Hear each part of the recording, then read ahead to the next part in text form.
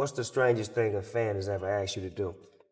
A man in the KKK came up to me and said, "You know, Charlie, I usually hate, but ever since that Dave Chappelle show came on,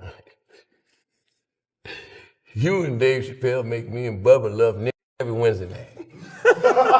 And I'm never gonna be..." What you waiting for, Cool Breeze? Get buck naked right now. Get it off, son. Charlie, what would you say was your favorite memory of being a bodyguard? My favorite memory of being a bodyguard was probably whipping somebody's ass. I don't know. That's the best part of the job. That's not a story. That's a red flag with a punchline, and somehow Charlie tells it like it's just Tuesday. I walked into a 7-Eleven today, to buy me some rolling papers. Because yes, I do smoke weed every now and then. Hell yeah. Like once an hour. Yeah, I walked in the 7-Eleven and said, "I want some rolling papers." Dude behind the counter got pissed off, man. "We don't sell drug paraphernalia here." I was like, "Really? Why not?" "You sell alcohol here? Yeah, you got condoms, you got sex pills. You be even selling ham sandwiches. And you a Muslim." He wasn't performing toughness. You could hear it in his pauses. Like the joke might actually swing on you. And we was going out to, I think it was Century 21 over there, that area, it was a club over there.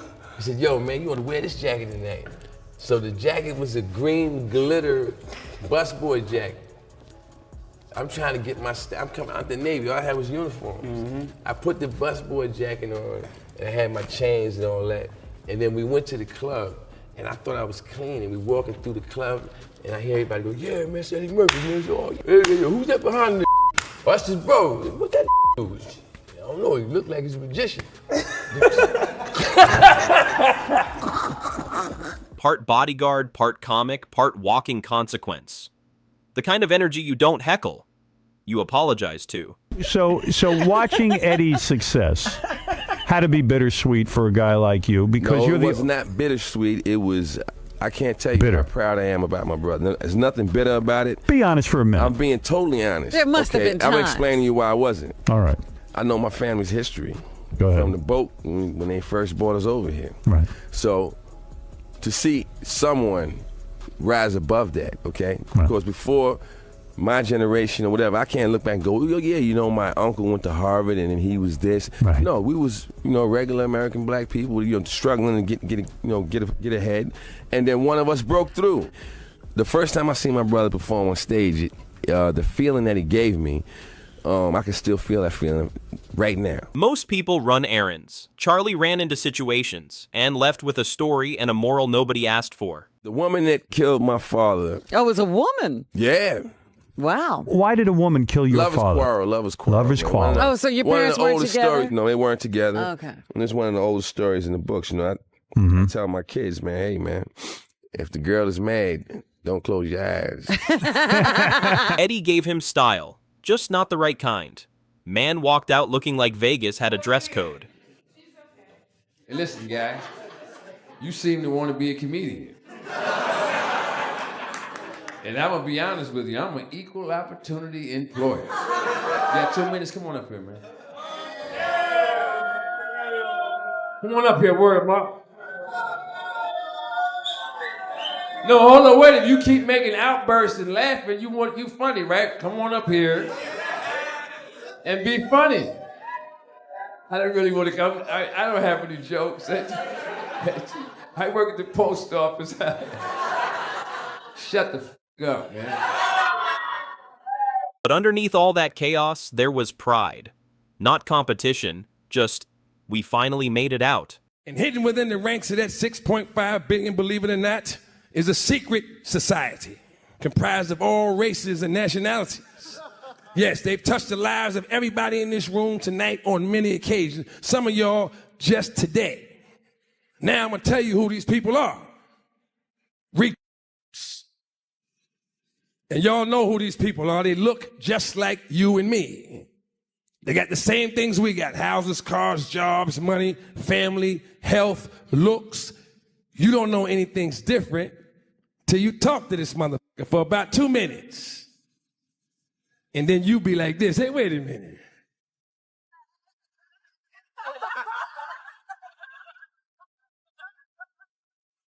This motherfucker's a rich. That advice sounds insane until you realize it's protective. Dark logic, but still dad logic. Like Hurricane Sandy. Remember Hurricane Sandy? Hurricane Sandy left me without power for 5 days. I was not prepared to not have power for 5 days. 5 days is long enough for your kids to start second-guessing your authority. 3 days into that, my son walked up to me and was like, hey, so why we gotta listen to you? You can't even get the lights on. I was like, wow, this little boy got a point.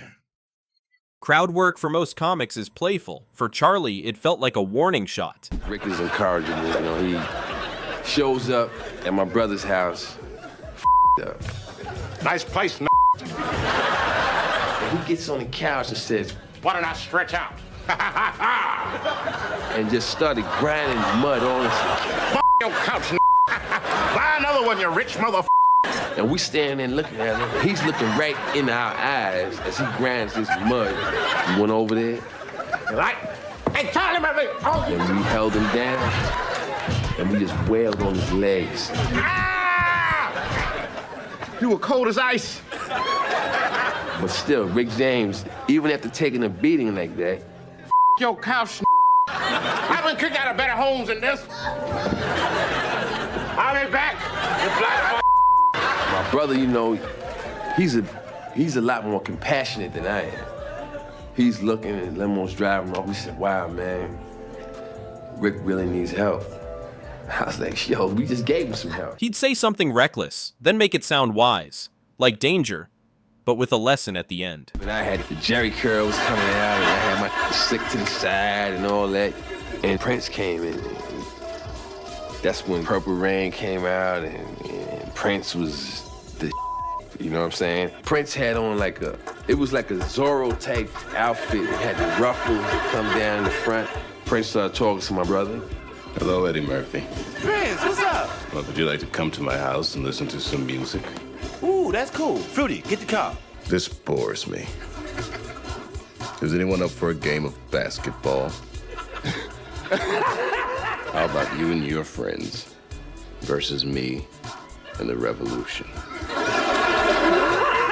And I'm like, this is gonna be some funny ass shit.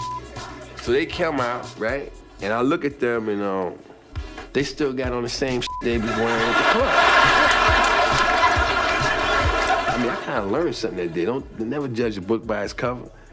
This cat could ball, man. Prince, you got a towel, man? It's kind of hot out here, man. Game. Blouses. You don't believe me? You think I'm making it up? Challenge him. All right? And make sure your people is there to see the game. Because you might get embarrassed. Trust me. Getting roasted by your kid in the dark hits different. Authority disappears the second the lights do. Prince beat you? Prince beat you in basketball? It was a team sport. It wasn't a one-on-one game. And y'all seen the comedy sketch that was a distortion of what took place. Well, But Prince used to play varsity basketball for his high school. He did? Really? Yeah, and we all seen what Nate Robinson did Yeah. at the All-Star game last year. So you can't just look at a dude and go, because he's 5 foot even, he can't jump or play basketball. Do you remember, you ever go to any of his concerts? Sure. I Remember couldn't those see a speakers? thing. Remember he used to jump off them speakers that was like almost 20 feet with pumps on? You don't tell me you didn't see that. Now, if anybody in here, I challenge you, put some pumps on and just jump off this desk right here and see if you're going to break your ankle. Chappelle didn't change Charlie. He amplified him, gave those wild stories a global microphone. A very large part of the reason that I got to be successful. Like literally, he changed my life just by saying, I fought Rick James many times. We were like, what? And he had great stories, and he was also a real nurturing dude. I think he gave me great advice. You know, like I miss his presence, man. I was real sad to hear he died.